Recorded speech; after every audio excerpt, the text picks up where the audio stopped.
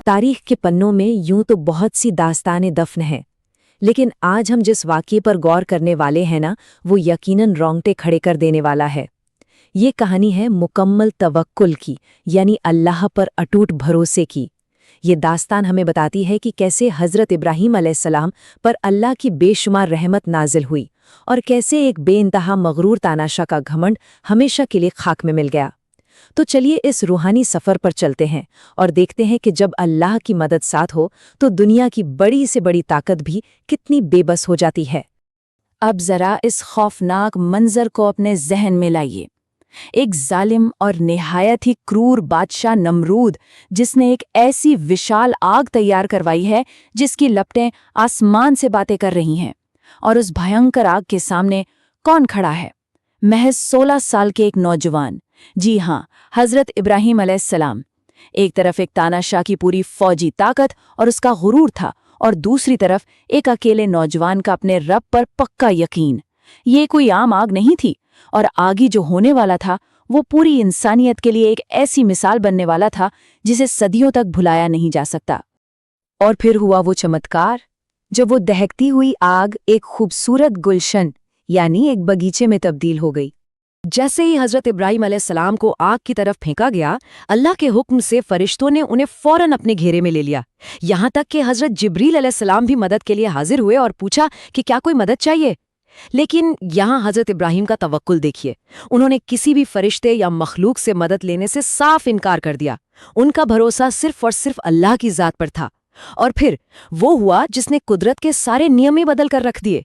सीधे अल्लाह ताला का फरमान आया, कुलना या नारुकूनी बर्दन व सलामन अला इब्राहीम, जिसका मतलब है, ए आग, इब्राहिम पर ठंडी और सलामती वाली हो जा। ये कोई मामूली अल्फाज नहीं थे, ये दोनों जहानों के मालिक का वो हुक्म था जिसने एक ही पल में आग की जलाने वाली फितरत को भी खत्म कर दिया। और सबसे हैरत अंगेज बात तो ये है कि आग सिर्फ बुझी नहीं, वो तो एक जन्नत के नज़ारे में बदल गई। आग के ठीक बीचों बीच जहां हज़रत इब्राहीम अलैहिस्सलाम मौजूद थे, वहां ठंडे और मीठे पानी का एक कुदरती चश्मा फूट पड़ा। जरा सोचे, चारों तरफ सुर्ख लाल गुलाब और नरगिस के फूल खिल गए। हज़रत जिब्रील अलैहिस्सलाम खुद उनके लिए जन्नत से कालीन लेकर आए। जो आग उन्हें राख करने के लिए जलाई गई थी, वही आग अल्लाह के रहमत से एक बेहद सुकून भरी पनाहगाह बन चुकी थी। लेकिन जाहिर है, शैतान भला कहाँ चुप बैठने वाला था। अब शुरू होती है इब्लीस की एक और नापाक साजिश। बाहर खड़े नमरूद और उसके दरबारियों ने जब आग के अंदर ये गुलशन देखा तो उनके होश उड़ गए। उन्हें लगा कि शायद ये कोई जादू है। इस शक को दूर करने के लिए नमरूद ने हुक्म दिया कि उसी आदमी को आग में फेंका जाए जिसने इसे सबसे पहले सुलगाया था। और नतीजा क्या हुआ? वो आदमी आग के शोलों के पास पहुंचते ही जल भुनकर राख हो गया। लोग पूरी तरह खौफजदा और हैरान थे। और ठीक उसी वक्त इब्लीस यानी शैतान एक बूढ़े आदमी की शक्ल में वहां आ पहुंचा। उसने उन भटके हुए लोगों को आतिशबाजी के जरिए ठीक उसी जगह पर आग के गोले फेंकना सिखाया जहां हज़रत इब्राहीम बैठे थे।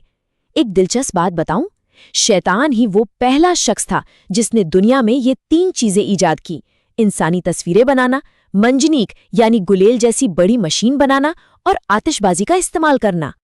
बाहर खौफ और साजिशों का माहौल था, लेकिन अंदर था पूरे 40 दिन का मुकम्मल सुकून। बाहर नमरूद के लोग लगातार हमले कर रहे थे, ऊपर से आतिशबाजी फेंक रहे थे, लेकिन ये भयानक शोरगुल उस परम शांति को छू भी नहीं पाया जो आग के बीचों बीच मौजूद थी। हज़रत इब्राहीम अलैहिस्सलाम उस आग के अंदर पूरे 40 दिन तक रहे। और आपको पता है, ये 40 दिन उनकी ज़िंदगी के सबसे बेहतरीन और खूबसूरत दिन थे। वो अक्सर फरमाया करते थे कि जो सुकून, जो खुशी उन्हें उन चंद दिनों में मिली, वो ज़िंदगी में फिर कभी महसूस नहीं हुई। फरिश्तों का साथ, जन्नत की नेमतें और सबसे बड़ी बात, अल्लाह ताला से बातचीत का शरफ। ये 40 दिन उनके लिए इम्तिहान से कई ज़्यादा एक बहुत बड़ा इनाम बन गए थे। जब ज़मीन पर इतना बड़ा वाक़या हो रहा हो तो भला कायनात कैसे खामोश रह सकती है? आइए देखते हैं इस दौरान जानवरों की नियत और उनके कर्म क्या थे। जब अल्लाह के किसी नेक बंदे पर मुसीबत आती है ना, तो पूरी कायनात का बर्ताव देखने लायक होता है। जमीन और आसमान की तमाम मखलूकात उस आग के बुझने की दुआ कर रही थी। यहाँ हमें 2 बिल्कुल अलग जानवरों का जिक्र मिलता है जो बहुत बड़ा सबक देते हैं। एक तरफ हुदहुद नाम का एक छोटा सा परिंदा था। वो अपनी नन्ही सी चोंच में पानी भर कर लाता और दूर से आग पर गिराता। दूसरी तरफ एक गिरगिट था जो दूर बैठकर आग को हवा दे रहा था ताकि लपटें और भड़कें। अब जाहिर सी बात है, ना तो हुदहुद की उन चंद बूंदों से वो विशाल आग बुझने वाली थी और ना ही गिरगिट की फूंक से वो और ज्यादा बढ़ने वाली थी। लेकिन यहाँ अहमियत इस बात की थी कि किसके दिल में अल्लाह के नबी की मोहब्बत है और किसके दिल में नफरत। नतीजे से ज्यादा नीयत मायने रखती है। और जैसी नीयत थी वैसा ही अंजाम भी हुआ, हमेशा हमेशा के लिए। हुदहुद के इस बेइंतहा प्यार और वफादारी के बदले उसे कयामत तक के लिए इज्जत से नवाजा गया। आगे चलकर यही परिंदा हजरत सुलेमान अलैहिस्सलाम का वजीर बना और कुरान मजीद में उसका जिक्र हमेशा के लिए महफूज कर दिया गया। वहीं दूसरी तरफ उस गिरगिट को उसकी दुष्टता के लिए हमेशा के लिए धिक्कारा गया और वो फितने का प्रतीक बन गया। ये वाकया हमें बहुत गहराई से सिखाता है कि हमारे काम का असर चाहे जो भी हो, हमारी नीयत और हमारी वफादारी हमेशा सही जगह होनी चाहिए। खैर, आग का वाकया तो गुजर गया, लेकिन अब अल्लाह की अदालत लगने वाली थी। अब वक्त था नमरूद पर अजाब का।